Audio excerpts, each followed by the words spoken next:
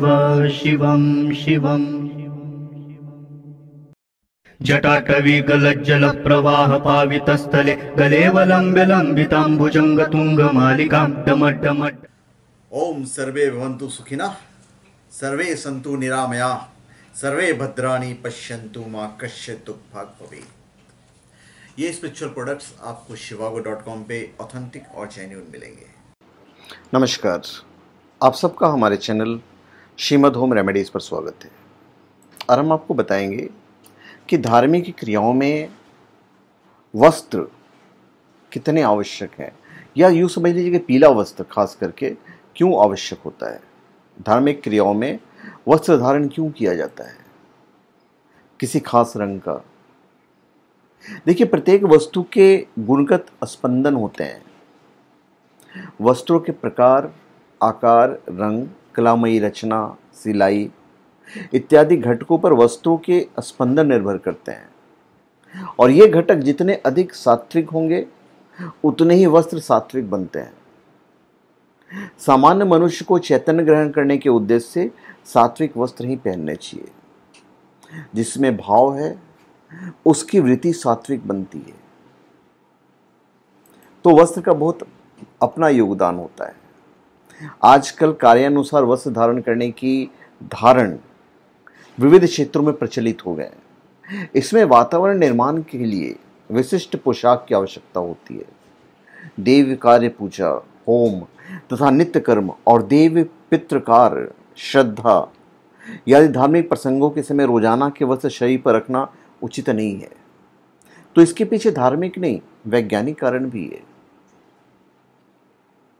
प्राचीन काल से मान्यता है कि अस्वच्छ वस्त्र पहनकर किए गए धार्मिक कार्य का फल राक्षस ले जाते हैं। ऑपरेशन थिएटर में जूते चप्पल पहनकर नहीं जाने दिया जाता, क्योंकि वहां सच्चे अर्थ में स्वच्छता का पालन किया जाता है। फिर पीले वस्त्र पहनकर धार्मिक कार्य करने की शास्त्रज्ञा हो तो इसमें अनुचित क्या है। पीला रंग भगवान विष्णु को प्रिय है। शारीरिक दृष्टि से अपना इसका महत्व है।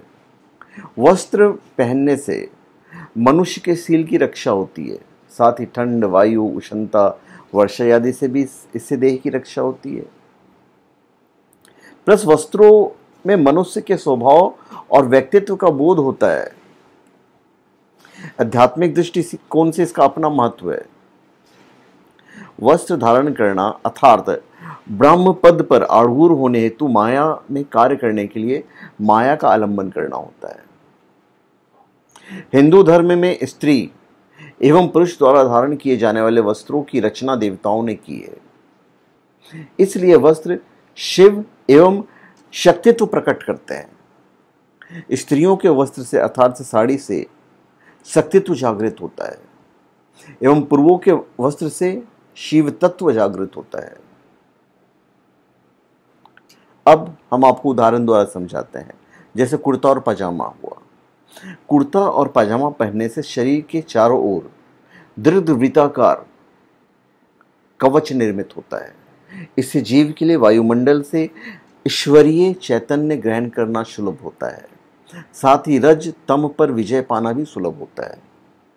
फिर जैसे रेशमी धोती हुआ, तो कुर्ता और पजामा की अपेक्षा रेशमी धोती अधिक सात्विक है।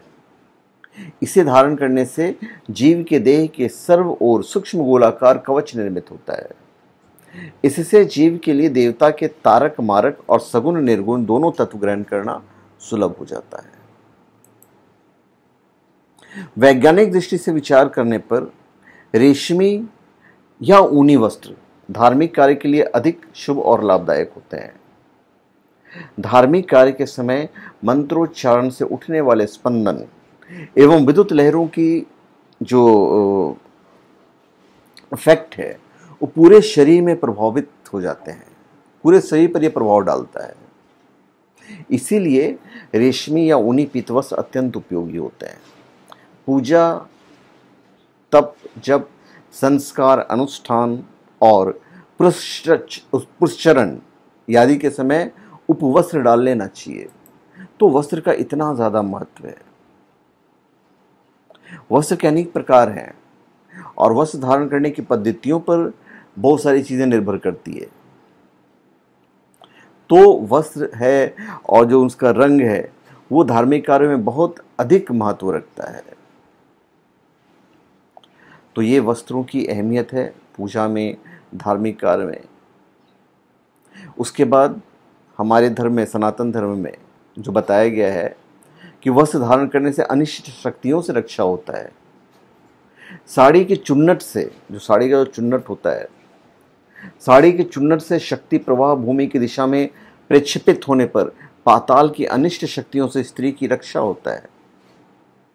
साड़ी द्वारा प्रक्षेपित शक्ति, जो शक्तित्व तत्व है, उसका वायुमंडल की अनिशिष्ट शक्तियों से अनायास युद्ध होता है, जितनी भी अनिष्ट शक्तियां हैं। इससे व्यक्ति के मन एवं बुद्धि पर अनिष्ट शक्ति का प्रभाव घटता है। तो धन्यवाद, आप सबका हमारे चैनल पे स्वागत है।